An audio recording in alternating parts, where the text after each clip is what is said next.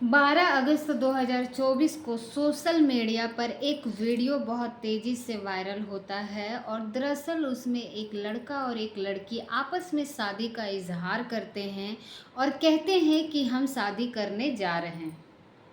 जैसे शादी की बात आती है तो लड़की के परिवार वालों की तरफ से एक एफआईआर दर्ज की जाती है कि लड़की का अपहरण हुआ है और हमारी लड़की को जितनी जल्दी हो सके उतनी जल्दी आप बचा लीजिए।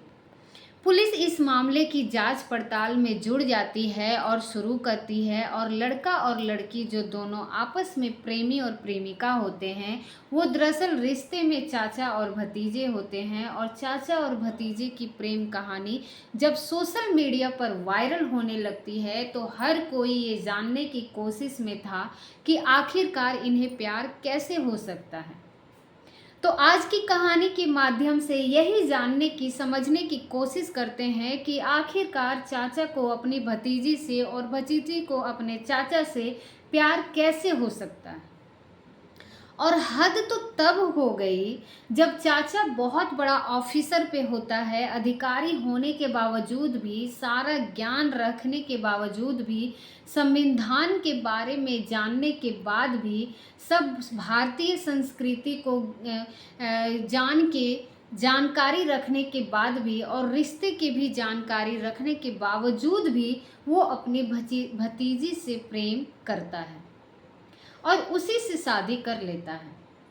शादी भविष्य में टिकेगी या नहीं टिकेगी ये तो खैर भविष्य का गर्व का बात है, लेकिन जिस तरह से उनकी शादी होता है सोशल मीडिया पर, जिस तरह से उनकी शादी सोशल मीडिया पर वायरल होने लगती है, उस कहानी को आज हम जानने की समझने की कोशिश करते हैं। तो सबसे पहले आप सभी को मेरे तरफ से नमस्कार और आप सभी को यूट्यूब चैनल पर स्वागत है। और अगर आप हमारे चैनल पर पहली बार हैं तो हमारे चैनल को सब्सक्राइब ज़रूर करें और वीडियो को लाइक ज़रूर करें। ये जो सच्ची घटना है जो मैं आपको सुनाने जा रही हूँ, ये सच्ची घटना है बिहार प्रदेश का एक ज़िला लगता है वैशाली, और वैशाली ज़िले का एक हाजीपुर सदर थाना क्षेत्र का गांव लगता है मनुआ। दरअसल मनुआ गांव का रहने वाला एक व्यक्ति होता है जिसका नाम रमाशंकर होता है और उसकी 3 बेटियां और 1 बेटा होता है। बेटे का नाम शिव शक्ति कुमार होता है, जबकि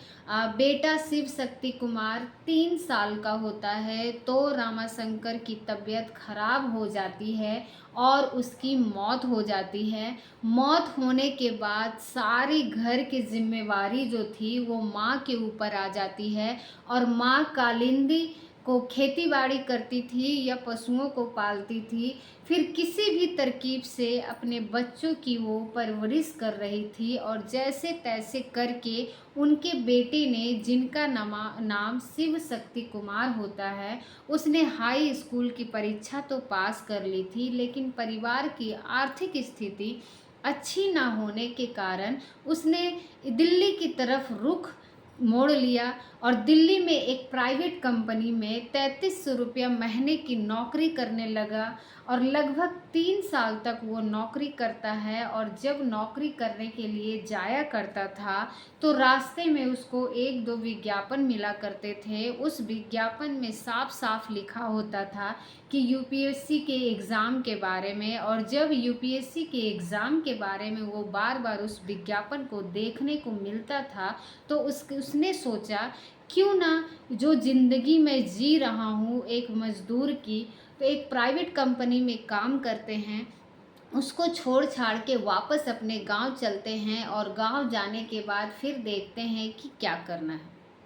दरअसल उसने दिल्ली से वापस अपने गांव का सफ़र तय किया और गांव पहुंच जाता है। और जब तक उसने 3 साल निकल चुके थे, क्योंकि हाई स्कूल की परीक्षा पास करने के बाद वो गांव से आता है और उसकी मेहनत मजदूरी करती थी और किसी तरकीब से उसने अपने बेटे को आगे पढ़ाना शुरू कर दिया था। आखिरकार उसने 12वीं की परीक्षा भी पास कर ली थी और 12वीं की परीक्षा पास करने के बाद साथ साथ में काम भी किया करता था, मेहनत मजदूरी भी किया करता था और साथ ही उसने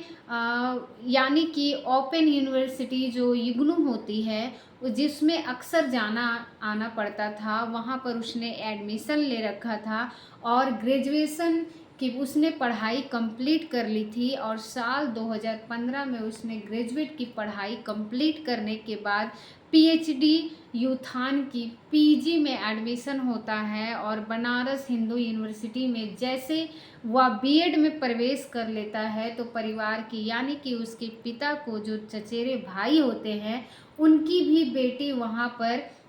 सजल सिंधु भी एडमिशन लेती है और वो 12वीं क्लास में एडमिशन लेती है और वो जो लड़का होता है शिव शक्ति कुमार वो एडमिशन लेता है और पीजी में पोस्ट ग्रेजुएट करने के लिए वहाँ से गया था और इसी बीच में वो तैयारी भी कर रहा था,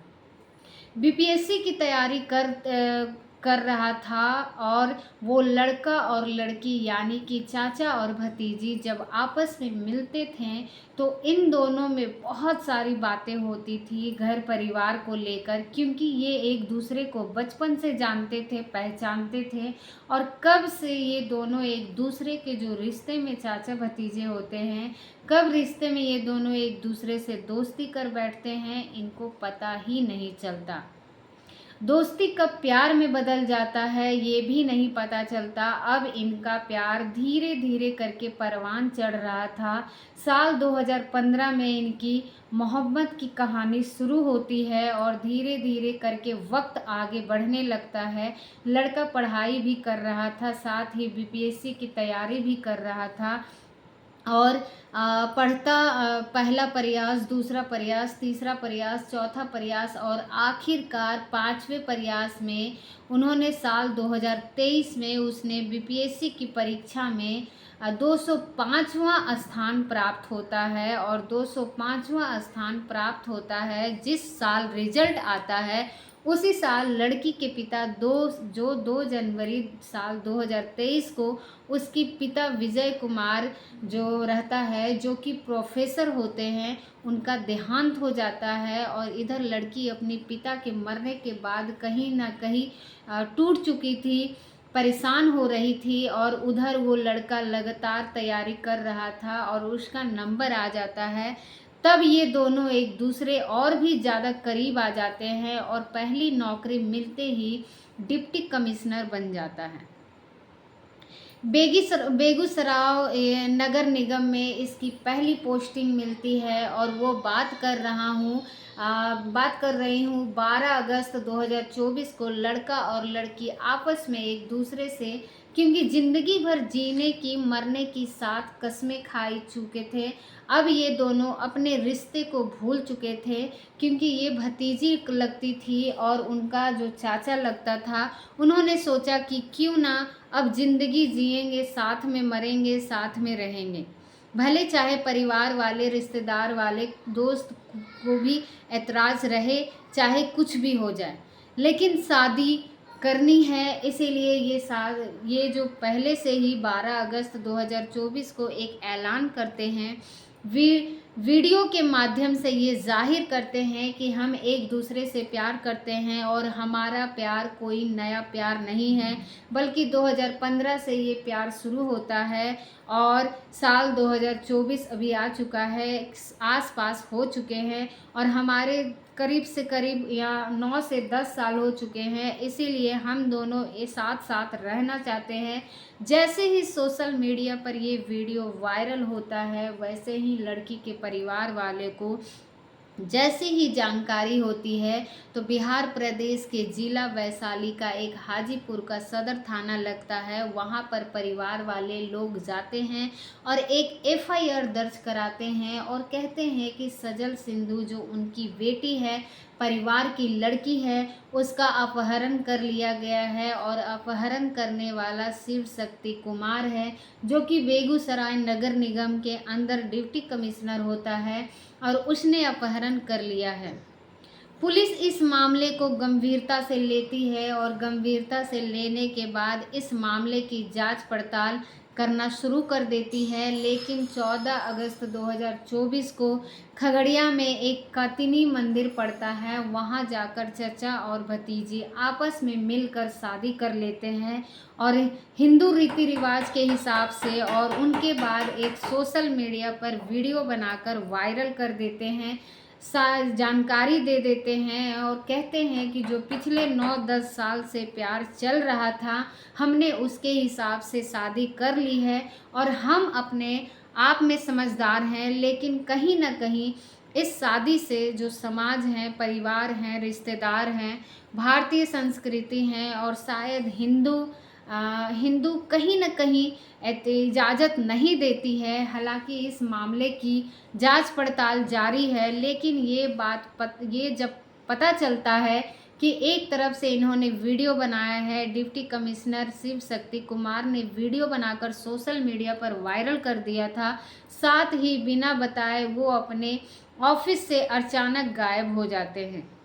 और जैसे ही मेयर साहब को ये बात पता चलती है तो उन्हें वो सस्पेंड कर देते हैं। हालांकि अपनी मामले की जांच बैठी हुई है, इन्होंने जो शादी की है वो लीगली है और ये इल्गिलत नहीं है, और इन गिलत के बारे में बाद में पता चलेगा। लेकिन दोनों ने मिलकर, जो पहले एक चाचा और भतीजे होते हैं, बाद में वो उन दोनों पति पत्नी का रूप ले लेते हैं। उसके बाद फिर अलग अलग विभागों में जाकर वो अपना प्रार्थना पत्र देते हैं और अपनी जान माल की सुरक्षा गुहार कर लगाते हैं। उन्हें लगता है कि कहीं ना कहीं ऐसा ना हो कि हमारे परिवार का जो खतरा है वो कहीं ऐसा ना हो कि परिवार को नुकसान हो जाए, या केवल इनके बड़ी लड़के ने अपने परिवार के हाई सदस्यों को ही जान को खतरा भी जाहिर किया है और पुलिस से उसने सुरक्षा भी गुहार लगाई। हालांकि पुलिस इस मामले में अपनी जांच पड़ताल में जुटी हुई है, लेकिन जिस तरह से ये दोनों प्यार करते हैं, शादी करते हैं, उसके बाद शादी का ऐलान करते हैं, उसको तैयार करते हैं, समाज में कहीं ना कहीं इनके खिलाफ एक तरफ से माहौल भी तैयार हो जाता है। चाचा अपने भतीजे से आखिरकार ऐसा शादी कैसे कर सकता है। दोस्तों, ये शादी सही है या गलत है, लेकिन समाज, परिवार, रिश्तेदार, भारतीय संस्कृति इस तरह के रिश्तों को कभी इजाज़त नहीं देता है। आगे क्या ये रिश्ता कितना टिकेगा, कितना नहीं टिकेगा, इसके बारे में कुछ नहीं कह सकते हैं। लेकिन कोई भी रिश्ते की बुनियादी रखने से पहले कई बार सोचने की ज़रूरत होती है। यूं ही नहीं, प्यार किसी से भी हो जाता है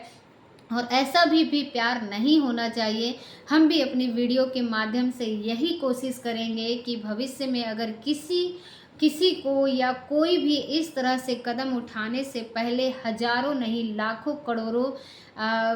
करोड़ों बार सोचना चाहिए और तब जाकर उसके कदम उठाने चाहिए। दोस्तों, इस वीडियो को बनाने का उद्देश्य किसी को परेशान करना नहीं, किसी का दिल दुखाना नहीं, बल्कि आपको जागरूक करना है, आपको सचेत करना है। आप जहाँ भी रहें अपना ख्याल रहें, सुरक्षित रखें और उम्मीद करते हैं कि आपको ये वीडियो बहुत पसंद आया होगा। और अगर आपको ये वीडियो अच्छी लगी होगी तो एक लाइक ज़रूर करें, क्योंकि आपका एक लाइक से हमें बहुत हौसला मिलती है और हम भी आपके समक्ष ऐसा ही वीडियो लेके आते रहते हैं। तो हमारे वीडियो को वॉच करने के लिए बहुत बहुत धन्यवाद।